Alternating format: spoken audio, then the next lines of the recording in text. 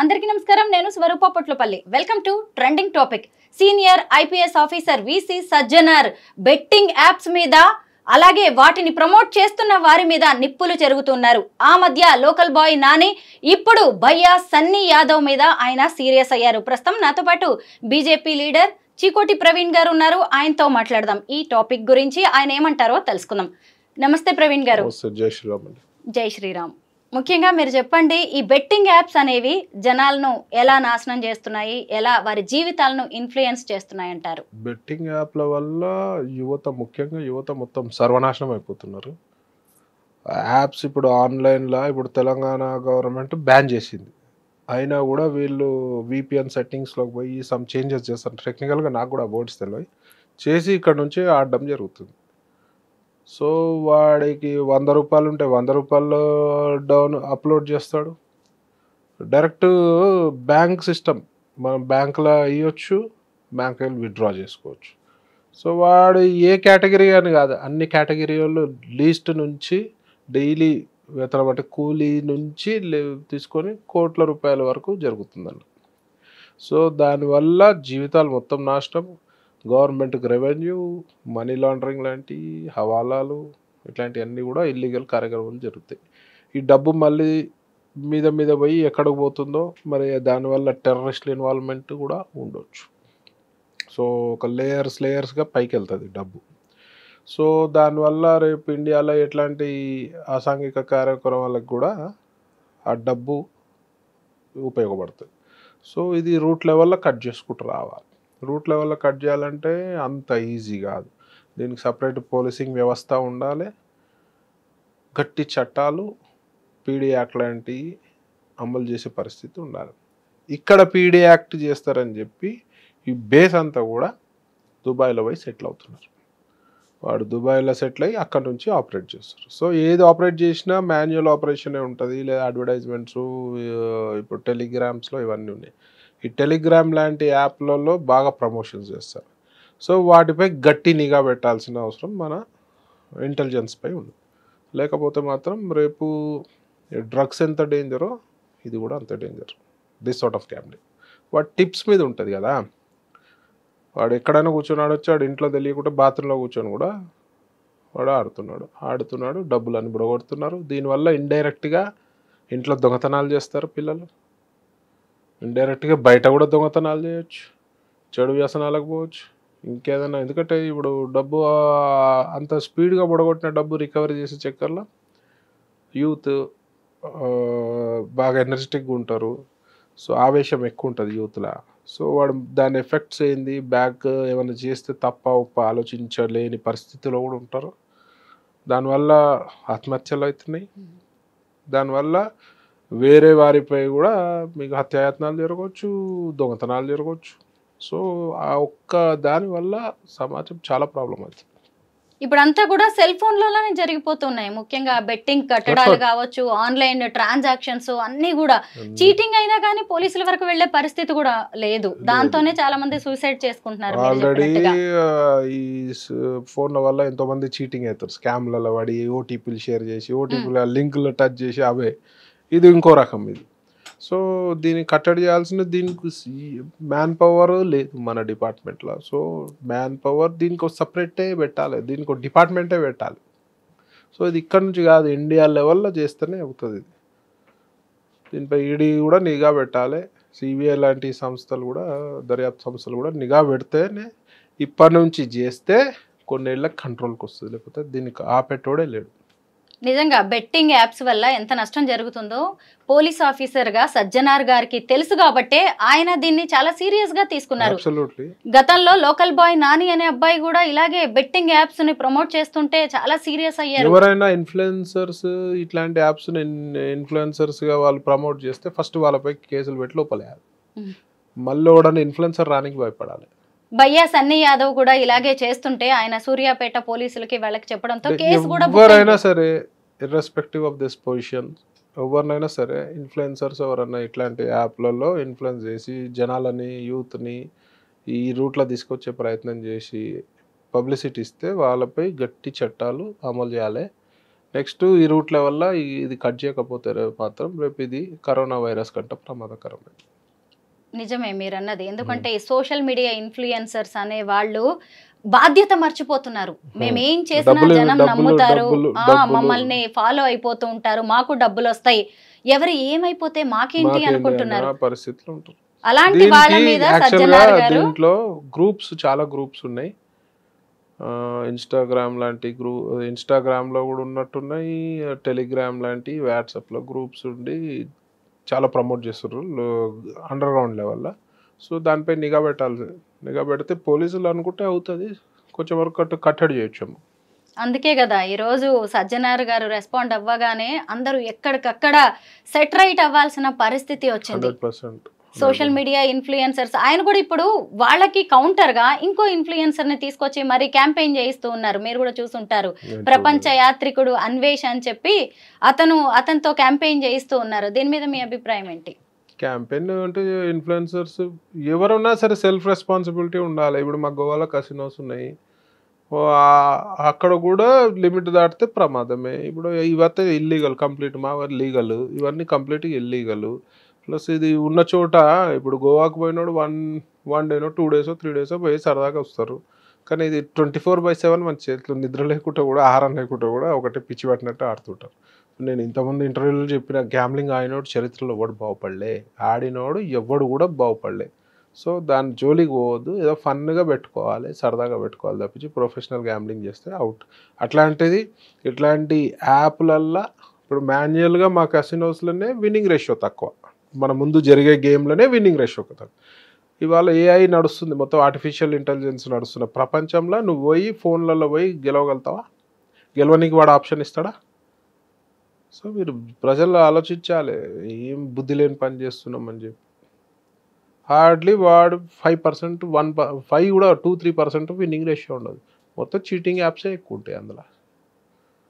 So ముంగట జరిగేదంటేనే నీకు winnowing ratio లేదు, ఈ ఆన్లైన్లో జరిగే దాంట్లో మీకు ఎక్కడి నుంచి విన్నింగ్ రేషియో ఉంటుందండి? Everything is artificial intelligence. వాడు ఏం చీట్ చేసినా you can't go and fight also కదా. మీరు చీట్ చేసినా కూడా మీరు పోయి ఫైట్ చేయలేరు కదా.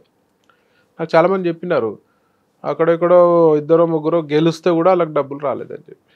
ఎవరితోటి కొట్లాడాలన్నా డబ్బులు పోయినాయి అని చెప్పి. గెలవకోసారి గెలిచినాము డబ్బులు పోయినాయి అని చెప్పి. So you have to be very careful. ఇవన్నీ అనవసర్లీ, ఇవన్నీ సైనైడ్, ఇవన్నీ పాయిజన్ కాదు, ఇది సైనైడ్. ఇది మీరు ఒక బీజేపీ లీడర్, హిందూ ధర్మ పరిరక్షకులు, సనాతన ధర్మాన్ని అనుసరిస్తూ ఉంటారు, ఎంతో స్వచ్ఛంద సేవ కూడా చేస్తూ ఉంటారు, పెట్ లవర్. ఇంత ట్రాక్ రికార్డ్ మీకున్నా గానీ చికోటి ప్రవీణ్ అనే ఒక పేరెత్తగానే ముందుగా క్యాసినో కింగ్ అని అంటూ ఉంటారు. దీన్ని మీరు ఎలా తీసుకుంటారు? ఎలివేట్ అక్కడ నుంచి అయింది కదా, ఈడీ రైట్స్ నుంచి నేను ఎలివేట్ అయినా కదా. సో కొంచెం మరకా ఉంటుంది కొంచెం అది. So what ever I'm doing is a legal business. So అందులో పర్మిషన్స్ తోటి, గవర్నమెంట్ పర్మిషన్స్ తోటి లీగల్గా ఉన్న బిజినెస్. బట్ కొంచెం మరక ఉంటుంది కదా. సో నేను అవన్నీ కేర్ చేయను. ఎండ్ ఆఫ్ ది డే నాకు హిందుత్వం ముఖ్యం, గో సంరక్షణ ముఖ్యం, ప్రకృతి సంరక్షణ ముఖ్యం, జీవాల సంరక్షణ ముఖ్యం. మనం ఎవరైనా ఇబ్బందులు అంటే చాతనైనంత మన లిమిట్లో హెల్ప్ చేద్దాం. సో మన కాన్సెప్ట్ అది. ప్రవీణ్ గారు, ఇప్పుడు బెట్టింగ్ యాప్స్ అన్నా కానీ ఈజీ మనీ, చాలా తొందరగా డబ్బులు వచ్చేస్తాయి, అలా పెట్టి ఇలా కూర్చునే డబ్బులు సంపాదించవచ్చు అని అనుకుంటారు. అలాగే క్యాసినో కావచ్చు, జూదం లాంటివి కూడా దాదాపు అలాగే ఉంటుంది. చాలా మంది మైండ్ సెట్ అదంతా కూడా మైండ్ గేమ్. తప్పది, చాలా తప్పది. కూర్చుంటే ఈజీగా ఏం మనీ రాదు. ఈజీగా వచ్చేది ఉంటే అందరు అదే పని చేస్తారు కదా, ఎవడు కష్టపడ్డు కదా. డైలీ లేబర్ చేసే వాళ్ళు కూలీవాడు కూడా నాకెందుకు హ్యాపీ కూర్చొని అలా కూర్చొని తినొచ్చు అనుకుంటారు కదా. అది కాదు, దేని కష్టం దానికి ఉంటుంది, దేని హెడేక్ దానికి ఉంటుంది. ఈజీ మనీ పోయి నేను గ్యామ్లింగ్ చేసి రేస్లు ఆడి, పేకాట ఆడి, క్యాసినోలు ఆడి, ఆన్లైన్ గేమింగ్లు ఆడి నేను గెలుస్తా అనేది మాత్రం భ్రమ. ఒక్కసారి గెలిస్తే 100 సార్లు ఓడిపోతారు, విన్నింగ్ రేషియో ఉండదు. సో దాని జోలికి పోకపోతే యూత్ బాగుంటుంది. ఇది డ్రగ్స్ లెక్క మహమ్మారి, ఇది కూడా అడిక్షన్, విపరీతమైన అడిక్షన్. సో దాని జోలికే పోవద్దు మీరు ఎవరు కూడా. యూత్కి అదే చెప్తా, ఎక్కడ కూడా గ్యామ్లింగ్, డ్రగ్స్, గంజాయి జోలికే వెళ్ళకుండా అని చెప్తా. చికోటి ప్రవీణ్ గారు జీవితంలో ఎన్నో ఒడిదుడుకులు ఎదుర్కొన్నారు, కష్టపడి బిజినెస్లు చేశారు, అక్కడ నష్టాలు చూశారు, సినిమాల్లో నటించారు, సినిమా నిర్మాతగా మారారు. అయినా సరే సినిమా నిర్మాతగా ఎప్పుడు చేయలేదు లేదా సినిమాలతో అయితే మీకు మంచి రిలేషన్ ఉంది, అయినా సరే అక్కడ సక్సెస్ అవ్వలేకపోయారు. అంటే అది ప్యాషన్ గా నాకు ఆఫర్ వస్తే చేసిన, నేను పోయి ట్రై చేసింది కాదు. విత్ ఇన్ సర్కిల్ లో ఒక సినిమాలో మెయిన్ విలన్ చేసి, ఇంకో సినిమాలో సెకండ్ థర్డ్ విలన్ చేసినాం తప్పించి సరదాగా. తప్పించి I never tried for a movies. ఎప్పుడు కూడా నేను యాక్టింగ్ చేస్తాను కూడా నేను ఎప్పుడు కూడా ట్రై చేయలేదు. ఇట్లా పోతుంటే ఆఫర్ వచ్చింది అంతే. ఈరోజు చికోటి ప్రవీణ్ అనే వ్యక్తి ఇంత పవర్ఫుల్ వ్యక్తిగా, ఇలా సక్సెస్ఫుల్ వ్యక్తిగా, ఈరోజు ఆయన విజయగాథలు కూడా నలుగురు చెప్పుకునేలా ఈ పరిస్థితికి మీరు వచ్చారు. లేదు అంటే సెలబ్రిటీస్ కూడా మీతో ఫొటోస్ దిగే రేంజ్కి మీరు వచ్చారు అంటే దాని వెనుక కారణం ఏంటంటారు? కారణం అంటే ఎథిక్స్. ఎథికల్గా ఫస్ట్ ఎథికల్గా ఉంటాము. సెకండ్ భగవంతుని నమ్ముతాం, ఎవరికి అన్యాయం చేయొద్దు. Being in to gambling field నేను ఇంటర్వ్యూస్లో చెప్పిన, రాకుండా బాబు మీరు ఆడకుండా, నాకు డబ్బులు వచ్చి మీరు ఆడిపోయి బాధపడవద్దు, సరదాగా ఎప్పుడన్నా వస్తే రండి తప్పించి. ఈవెన్ నా ఫ్రెండ్ సర్కిల్ కూడా ఒకటే చెప్తా. ఓ ఫ్రెండ్ ఒకసారి ఫోన్ చేసి నన్ను అడిగినాడు, నాకు ఫుల్ లక్ నడుస్తుందిరా, కసినోకి వస్తా, సమ్ చిప్స్ చెప్పు నాకు అని. అరే నీకు బ్యాడ్ లక్ ఉందిరా అన్నాను. ఎందుకంటే నీకు ఆలోచన వచ్చిందంటేనే నీకు బ్యాడ్ లక్ స్టార్ట్ అయినట్టు. కసినోకి వచ్చి ఆడి గెలుస్తా అనే ఆలోచన వచ్చిందంటే నీకు బ్యాడ్ లక్ స్టార్ట్ అయినట్టు. సో ఈ డబ్బులో వచ్చి గ్యామ్లింగ్ ఆడతా అని మాత్రం రావద్దు. వస్తావా, తిను, తాగి, ఎల్లు, ఎంజాయ్ చేయి. సో ప్రొఫెషనల్ గ్యామ్లర్స్ ఇప్పుడు మీరున్నారు, గోవా వెళ్తారు సరదాగా, 10,000 డబ్బులు పెట్టి ఆడి పోయినా బాధలేదు. ఒక ట్రిప్కి వచ్చినాయా పోయినాయా సరదా 1-2 అవర్స్ ఎంజాయ్ చేసినామని 10 లక్షలు పోతాయి, 1 కోటి పోతాయి, 2 కోట్లు పోతాయి, 3 కోట్లు పోతాయి, జీవితాలే పోతాయి.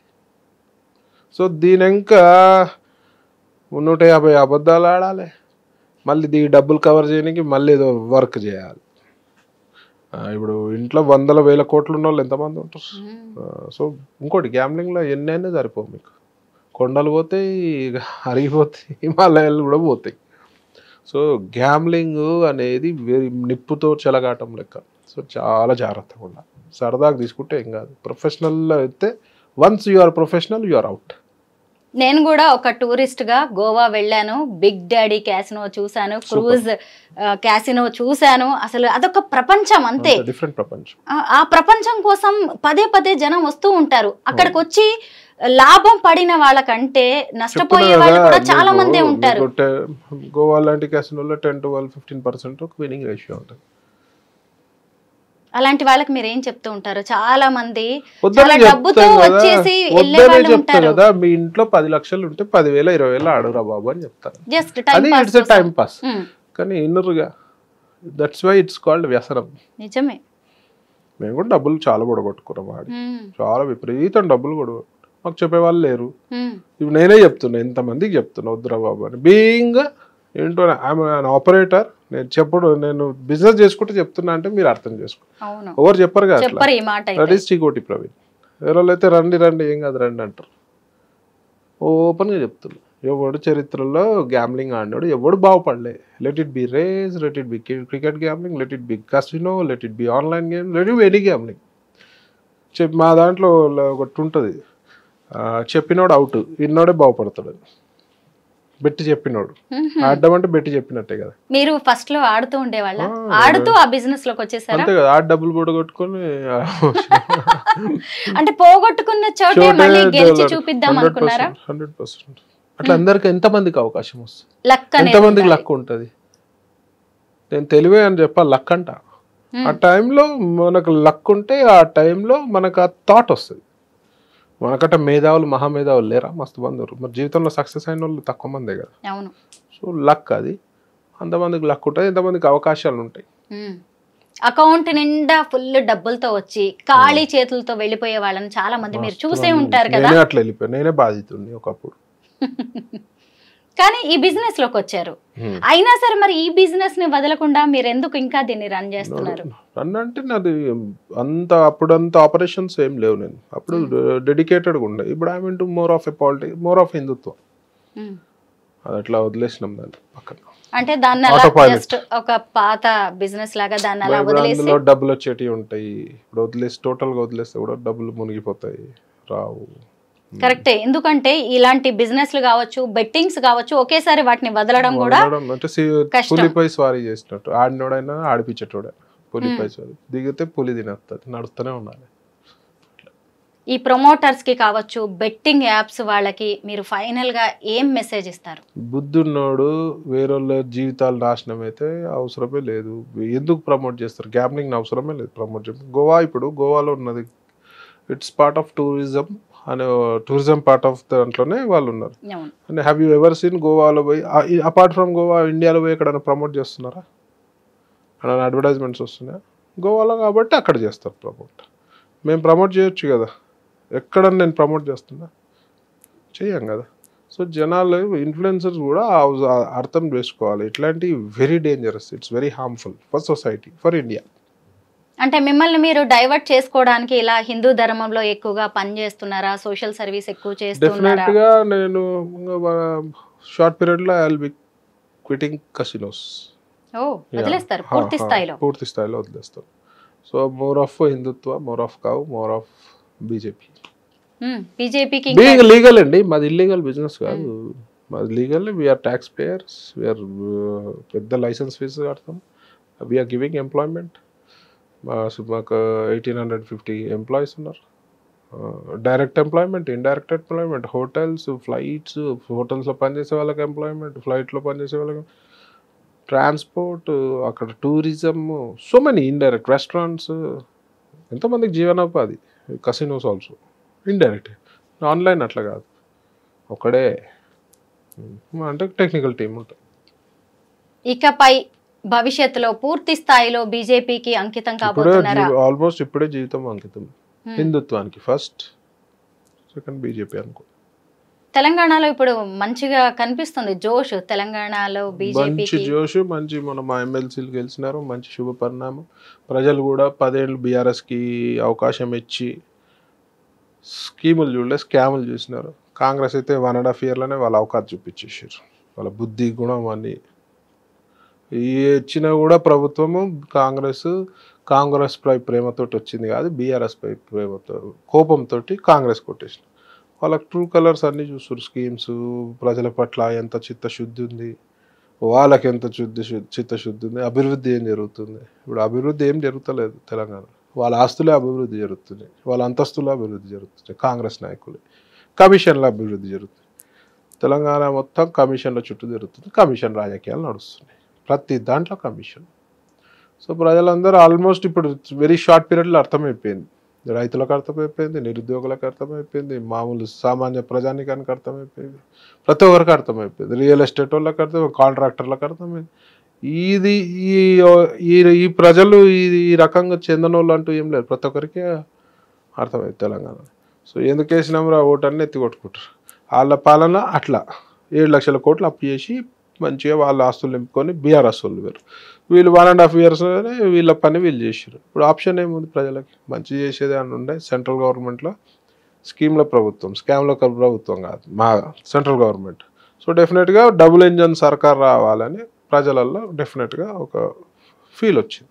ప్లస్ ఒక ఆపర్చునిటీ, ఇప్పుడు తెలంగాణలో ఎప్పుడు మనము బీజేపీ రాలే కాబట్టి ఒక ఆపర్చునిటీ ఇవ్వాలని ఫీల్ వచ్చింది, ముఖ్యంగా హిందువులల్లో. క్యాసినో కింగ్గా మీరు ఒక రేంజ్కి వెళ్ళిపోయారు. అయితే డబ్బులున్నాయి కాబట్టే మీరు రాజకీయాల్లోకి వచ్చారా, లేదు అంటే హిందూ ధర్మ పరిరక్షకులు లేదంటే సనాతన ధర్మాన్ని ఇష్టపడే వ్యక్తి కాబట్టే మీరు బీజేపీలోకి వచ్చారా? 100% నేను ఫస్ట్ నుంచి హిందుత్వవాది. నా మూలాలన్నీ కూడా ఓల్డ్ సిటీ నుంచి, నేను పెరిగిన ఏరియా అంతా ఓల్డ్ సిటీ. సో నేను అక్కడ వాళ్ళ దౌర్జన్యాలు, వాళ్ళ ఏషాలు అన్నీ అనుభవించిన కాబట్టి మనసులో ఒక గట్టి హిందుత్వ భావం ఏర్పడ్డది. ప్లస్ నేను గుడి చైర్మన్, ఒక గుడికి వైస్ చైర్మన్, ఫస్ట్ నుంచి గో సేవకుడిని, జంతువుల సేవకుడిని. ఒక హిందువు, ఒక ప్యూర్ కట్టర్ హిందువు అయితేనే గోవుని, జంతువుని, ప్రకృతిని, నీళ్ళని, నదిని, ఆకాశంని, గుట్టల్ని, చెట్లని ప్రేమిస్తాడు. మామూలుడు వేరే మతంలలో ఉండదు అట్లా. హిందువు అయితేనే చేస్తాడు, పూజిస్తాడు, ప్రేమిస్తాడు. సో డెఫినెట్గా నేను ఒక కట్టర్ హిందూ, నాకు ఒక ఫీల్ ఉంటుంది. ఆల్రెడీ ఓల్డ్ సిటీలో కొన్ని సంఘటనలు మా మదిలో ఉంటాయి, చిన్నప్పటి నుంచి జరిగిన సంఘటనలు, ఫీలింగ్లు, కర్ఫ్యూలు చూసినాము, వాళ్ళ దాడులు, వాళ్ళ అన్యాయాలు చూసినాము కాబట్టి, ఎంఐఎం పాలన ఇవన్నీ చూసినాం కాబట్టి కొంచెం డెఫినెట్గా ఇంకా కట్టర్ హిందూగా అవుతాం. ఆ ఒక్క కారణం చేతనే నేను బీజేపీలో రావడం జరిగింది. ఎందుకంటే దేశంలో ధర్మాన్ని కానీ హిందుత్వాన్ని కాపాడగలిగిన పార్టీ ఏదైనా ఉందంటే డెఫినెట్గా బీజేపీ పార్టీ. ఇక కాంగ్రెస్ వాళ్ళు అయితే టోటల్గా ఇప్పుడు వాళ్ళు బిజీ, వాళ్ళకి రంజాన్ ఇప్పుడు. కాంగ్రెస్ వాళ్ళకి ఇప్పుడు రంజాన్, కాంగ్రెస్ వాళ్ళకి రంజాన్ ఈ టోపీలు పెట్టుకుని వెళ్తారు. ఇప్పుడు ఇఫ్తార్ విందులోకి వెళ్తారు సిగ్గుశరం లేదు. గుళ్ళలో రారా, గుళ్ళపై దాడులు జరుగుతూ ఒక ఎంపీ ఒక మినిస్టర్ వచ్చి పరామర్శించేది లేదు. వేరే మతాలలో దాడిలా హిందువులు గాయపడుతూ వచ్చే పరిస్థితి లేరు. ఓవైసీ సంకలనాకానికి మాత్రం పోతారు. ప్రవీణ్ గారు, చాలా మంది యువతే ఎక్కువగా ఈ బెట్టింగ్ యాప్స్ ని వాడుతున్నారు. అందులో బెట్టింగ్ పెట్టేది కూడా యువతే.